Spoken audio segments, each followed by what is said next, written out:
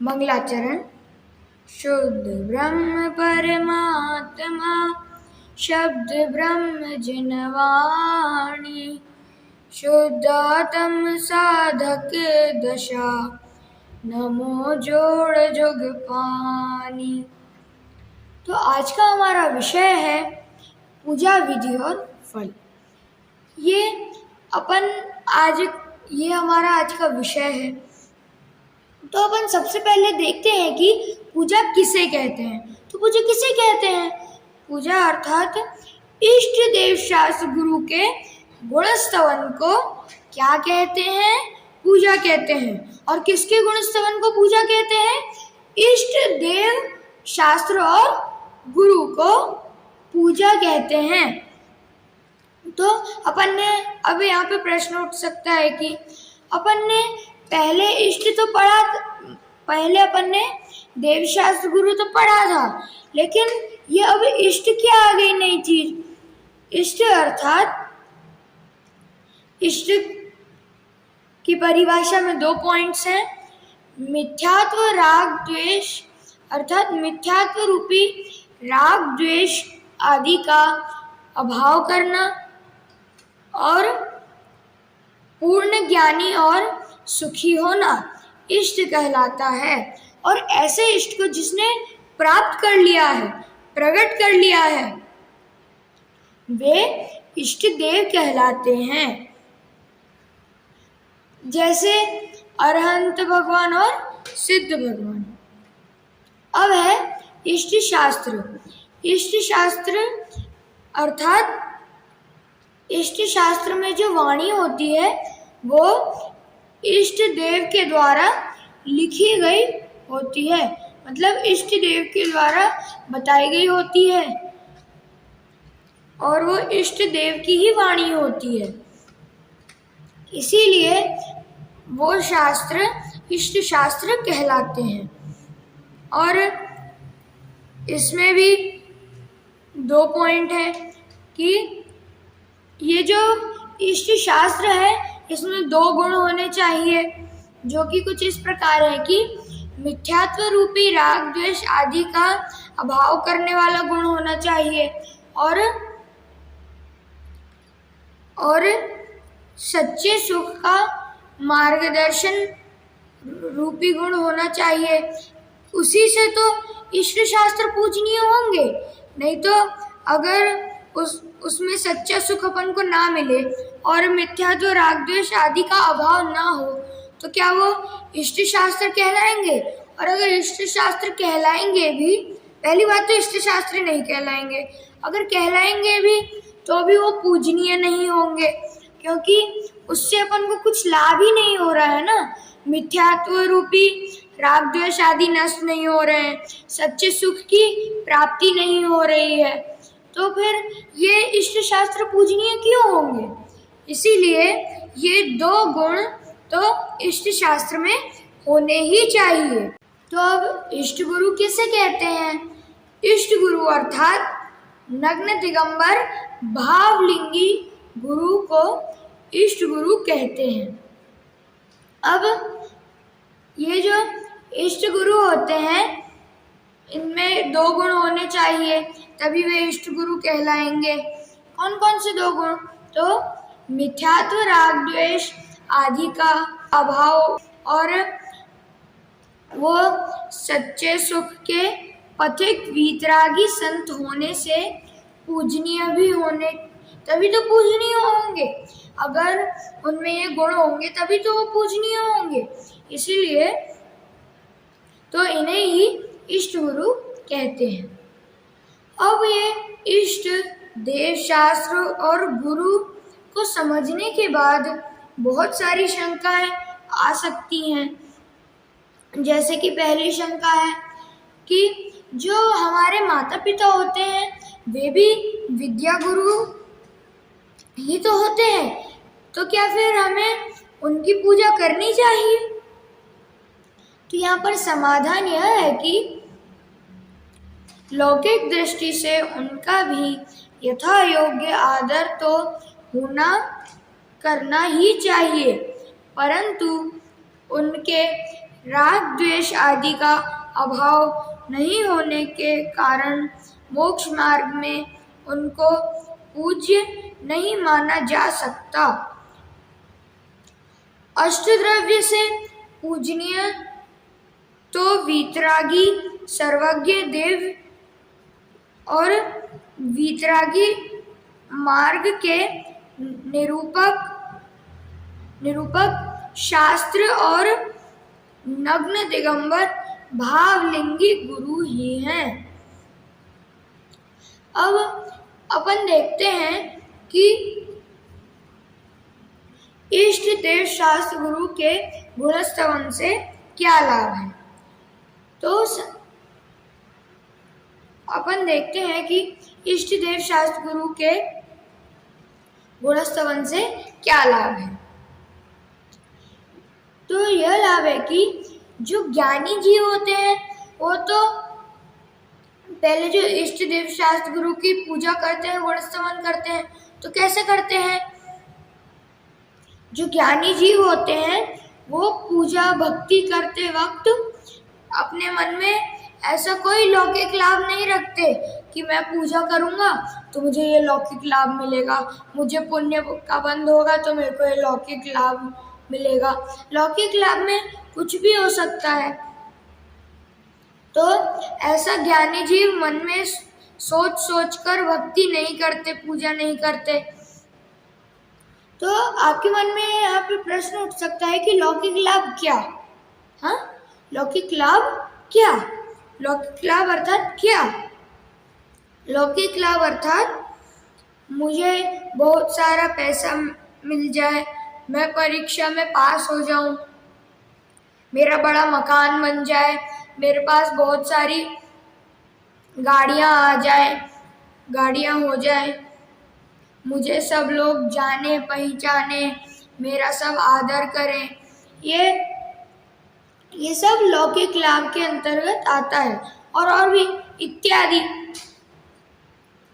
और ज्ञानी जीवों को तो सहज ही पूजा भक्ति करने का भाव आता है, अर्थात जो ज्ञानी जीव होते हैं उनको सहज ही अपने आप ही पूजा भक्ति करने का भाव आता है।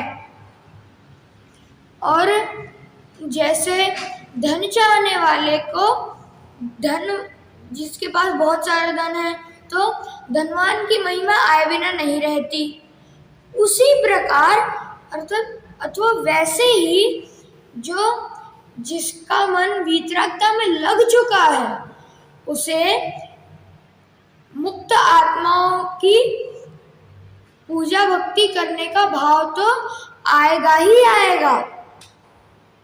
अब यहाँ पर फिर से प्रश्न उठ सकता है कि भगवान की भक्ति करने से लौकिक लाभ मिलता है कि नहीं मिलता है? तो समाधान है कि देखो, जब ज्ञानी जीव भगवान की पूजा भक्ति करता है तो उसका शुभ भाव होता है। किसका शुभ भाव होता है? ज्ञानी जीव का। तो ज्ञानी जीव का जो शुभ भाव होता है उसी की वजह से ज्ञानी जीव को बहुत सारा पुण्य का बंध होता है, और जब वो पुण्य का उदय आता है तभी पुण्य तो बंध का कारण है। तो संसार में ज्ञानी जीव को संसारी सुख सुविधाएं मिलेंगी, लौकिक लाभ की प्राप्ति होगी और भी कई चीजें अच्छी होंगी ज्ञानी जीव के साथ। लेकिन जब ज्ञानी जीव का मन वीतरागता में लग जाता है उसके बाद इन भोग सामग्रियों का, लौकिक लाभ का, सांसारिक सुख सुविधाओं का ज्ञानी जीव की दृष्टि में कोई मूल नहीं है, क्योंकि अब तो ज्ञानी जीव को पता चल चुका है कि ये सब तो भोग सामग्रियां हैं, ये तो मुझे संसार में फंसाने वाली हैं। इसीलिए ज्ञानी जीव की दृष्टि में इन भोग सामग्री का, लौकिक लाभों का सांसारिक सुख सुविधाओं का कोई मूल्य नहीं होता। और वास्तव में तो पूजा भक्ति का यह सच्चा लाभ है कि जब ज्ञानी जीव पूजा भक्ति करता है तभी वो विषय कषायों से दूर रहता है। जैसे ये विषय कषाय हैं, ये ज्ञानी जीव है। ज्ञानी जीव यहाँ पे पूजा भक्ति कर रहा है और यहाँ पे पूजा भक्ति करने जा रहा है और पूजा भक्ति कर रहा है।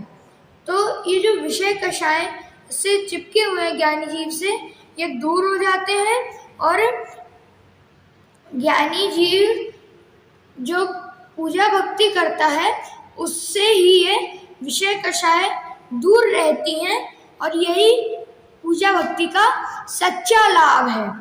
कौन सा लाभ है? सच्चा लाभ है।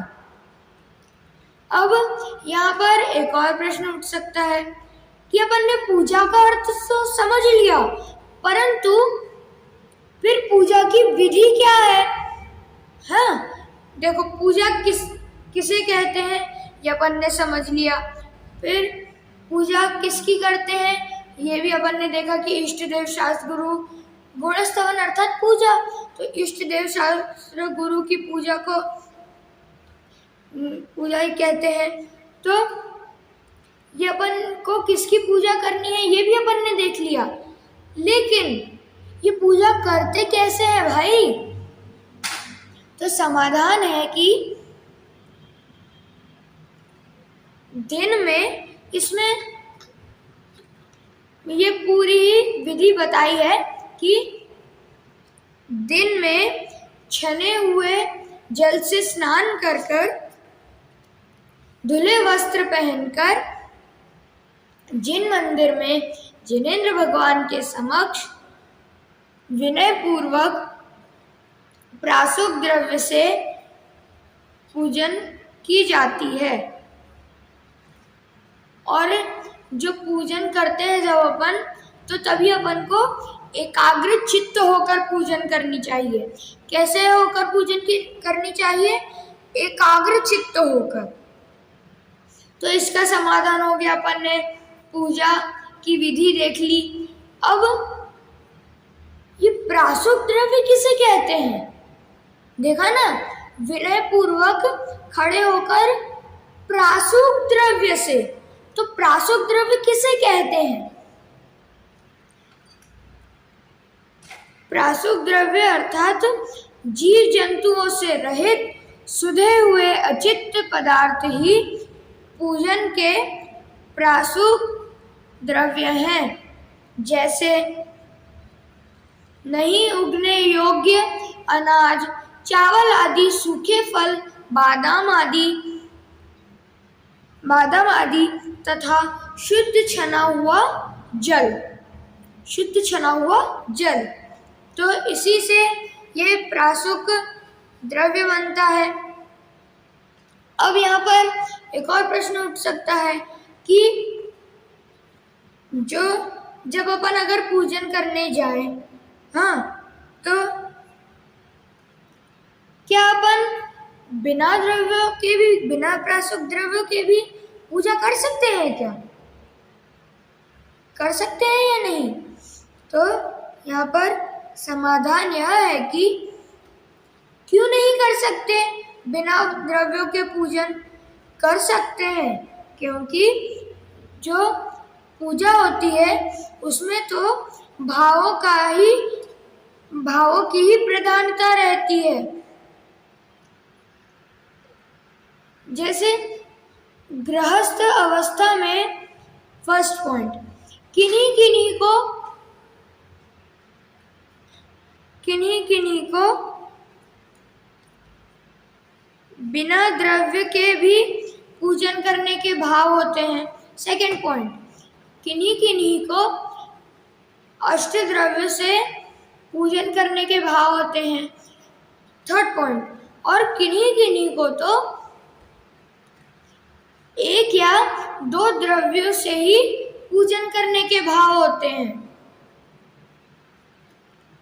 और जो पूजा भक्ति है ये ही एक ऐसा उपाय है जिससे अपन कुछ समय के लिए